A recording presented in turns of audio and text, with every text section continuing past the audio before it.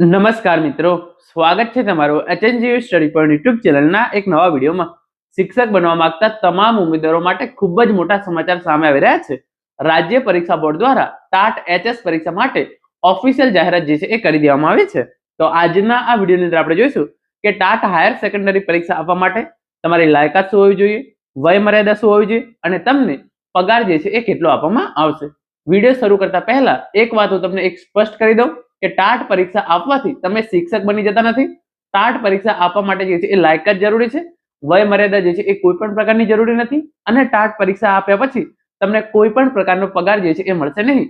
પરંતુ જો ટાટ પરીક્ષા આપ્યા પછી તમે શિક્ષક ભરતી જે જાહેર પડે છે એની અંદર સિલેક્ટ થાવ છો, એના મેરિટની અંદર જે છે એ આવો છો, તો જ તમને જે છે એ વય મર્યાદા અને પગાર જે છે એ મળવાપાત્ર થશે. તો હવે શરૂ કરીએ આજનો આ વિડીયો. તમે જોઈ શકો છો ટાટ એચએસ વય મર્યાદા અને પગાર.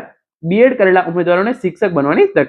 કેટલી ઉંમર હોય તો પરીક્ષા આપી શકશો, ટાટ એક્ઝામ આપવા માટેની લાયકાત શું રહેશે અને ટાટ એચએસ આપ્યા પછી તમને કેટલો પગાર જે છે એ મળવાપાત્ર રહેશે. તો સૌપ્રથમ જે રાજ્ય પરીક્ષા બોર્ડ દ્વારા જે આ જાહેરનામું બહાર પાડવામાં આવ્યું છે, તો તમે જોઈ લો ફોર્મ ભરવાની તારીખો 10/2/2026 થી તારીખ 19/2/2026 અને તમારી જે પ્રિલિમ્સ એક્ઝામ છે એ તારીખ 29/3/2026 ના રોજ લેવામાં આવશે અને જે મુખ્ય પરીક્ષા છે એ મે 2026 ની અંદર જે છે એ લેવામાં આવી શકે છે. કયા કયા વિષયો છે, તો આ તમામ વિષયો તમે જોઈ લો.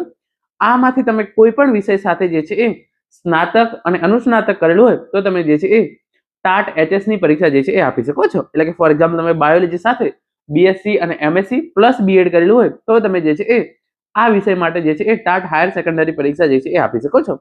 ફોર એક્ઝામ્પલ તમે જે છે એ સાયકોલોજી એટલે કે મનોવિજ્ઞાન સાથે બીએ કરેલું હોય, એમએ કરેલું હોય અને એના પછી તમે બીએડ કરેલું હોય તો તમે સાયકોલોજી વિષય માટે ટાટ એચએસ ની પરીક્ષા જે છે એ આપી શકો છો.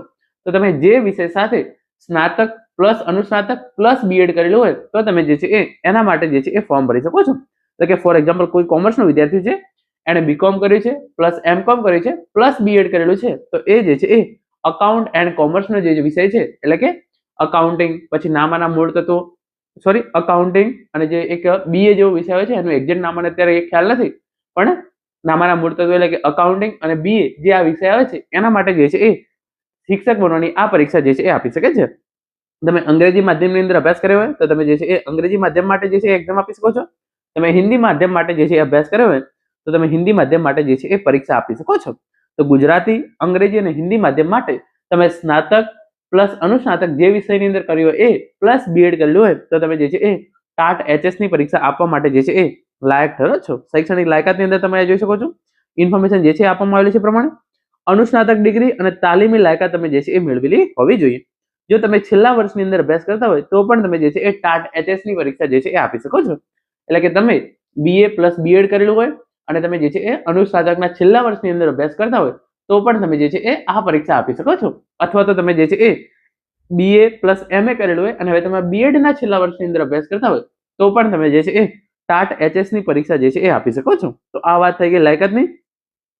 પછી તમે અહીંયા જોઈ શકો છો જે લાસ્ટ ટાઈમે શિક્ષણ સહાયક ભરતી જાહેર કરવામાં આવી હતી એની અંદર જે છે એ લાયકાત કઈ રીતે રાખવામાં આવેલી હતી, તો એની અંદર લાયકાત જે છે એ રાખવામાં આવેલી હતી તમે જે વિષય સાથે સ્નાતક અનુસ્નાતકની શૈક્ષણિક લાયકાત તેમજ વ્યવસાયિક લાયકાત ધરાવતા હોય એ વિષય માટે જે છે એ ફોર્મ ભરી શકો છો. તો આ શિક્ષણ સહાયક ભરતી જે 2024 ની અંદર જાહેર કરવામાં આવી હતી એની અંદર જે છે એ આ પ્રમાણેની ઇન્ફોર્મેશન આપવામાં આવેલી છે. અને જો તમે સરકારી ઉચ્ચતર માધ્યમિક શાળાઓ માટે જે છે એ ફોર્મ ભરવા માંગતા હોય તો તમારે જે છે એ વય મર્યાદા અને પગાર શું હોવો જોઈએ એના વિશે તમે ઇન્ફોર્મેશન જોઈ શકો છો.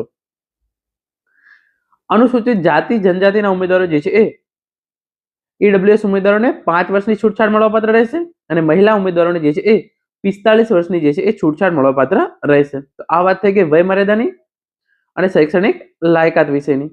આગળ તમે અહીંયા જોઈ શકો છો ઇન્ફોર્મેશન જે છે એ આપવામાં આવેલી છે પગાર ધોરણની. તો જે સરકારી ઉચ્ચતર માધ્યમિક શાળાઓ છે એની અંદર તમને જે છે એ પહેલા 5 વર્ષ માટે ₹49,600 પગાર જે છે એ આપવામાં આવશે. તો તમે ટાટ એચએસ પરીક્ષા પાસ કરો છો, એના પછી જે શિક્ષક ભરતીની જાહેરાત આવે છે એના મેરિટની અંદર તમે આવો છો તો તમને ₹49,600 ફિક્સ પગાર પહેલા 5 વર્ષ માટે અને પછી 7મા પગાર પંચ પ્રમાણે લેવલ 7 ₹39,900 થી ₹1,26,600 સુધીનો પગાર સરકાર દ્વારા તમને જે છે એ આપવામાં આવશે. એના પછી તમે અહીંયા આગળ જોઈ શકો છો ઇન્ફોર્મેશન જે છે આપવામાં આવેલી છે જે ગ્રાન્ટેડ શાળાઓ છે એના માટે. તો ગ્રાન્ટેડ શાળાઓની અંદર પણ સરખી જે છે એ લાયકાત છે. બિન સરકારી અનુદાનિત અને ઉચ્ચતર માધ્યમિક શાળાઓ માટે જે છે એ તમે સ્નાતક પ્લસ અનુસ્નાતક પ્લસ બીએડ જે છે એ કરેલો હોવો જોઈએ. અને વય મર્યાદાની જે છે ઇન્ફોર્મેશન આપેલા હોય છે. પગાર ધોરણ વિશેની ઇન્ફોર્મેશન તમે અહીંયા જોઈ શકો છો. જે બિન સરકારી એટલે કે ગ્રાન્ટેડ શાળાઓ છે એની અંદર પણ તમને રૂપિયા જે છે એ 49,600 જે છે એ પગાર આપવામાં આવશે. અને પછી 5 વર્ષ પછી તમને રૂપિયા 39,900 થી રૂપિયા 1,26,600 નું જે પગાર ધોરણ છે એની અંદર જે છે એ સમાવી લેવામાં આવશે. ગ્રાન્ટ ઇન એડ શિક્ષણ સહાયક ભરતી માટે વય મર્યાદા લાગુ પડતી નથી, પરંતુ ઉમેદવારોની વય નિમણૂક વખતે 58 વર્ષથી વધારે હોવી જોઈએ નહીં. એટલે કે તમે જે છે એ ગ્રાન્ટેડ શાળાઓ માટે અપ્લાય કરવા માંગો છો તો તમને ઉપલી વય મર્યાદા જે છે એ લાગુ પડતી નથી, પરંતુ તમારી ઉંમર જે છે એ 58 વર્ષ કરતા વધારે હોવી જોઈએ નહીં. તો ગ્રાન્ટેડ શાળાઓ માટે ઉપલી વય મર્યાદા લાગુ પડતી નથી, પરંતુ તમારી ઉંમર જે છે એ 58 વર્ષ કરતા જે છે એ વધારે હોવી જોઈએ નહીં. અને સરકારી શાળાઓ માટે જો તમે અપ્લાય કરવા માંગો છો તો અહીંયા જે છે એ ઇન્ફોર્મેશન જે પ્રમાણે આપેલી છે એ પ્રમાણે તમારી ઉંમર જે છે એ 39 વર્ષ કરતા જે છે એ વધુ હોવી જોઈએ નહીં. 39 વર્ષ કરતા તમારી ઉંમર વધુ ના હોવી જોઈએ. અને તમે કેટેગરીના લાભની છૂટછાટ લઈને તો પણ તમારી ઉંમર જે છે એ 45 વર્ષ કરતા જે છે એ વધારે હોવી જોઈએ નહીં. તો મિત્રો આ હતો આજનો video. Thank you so much for watching.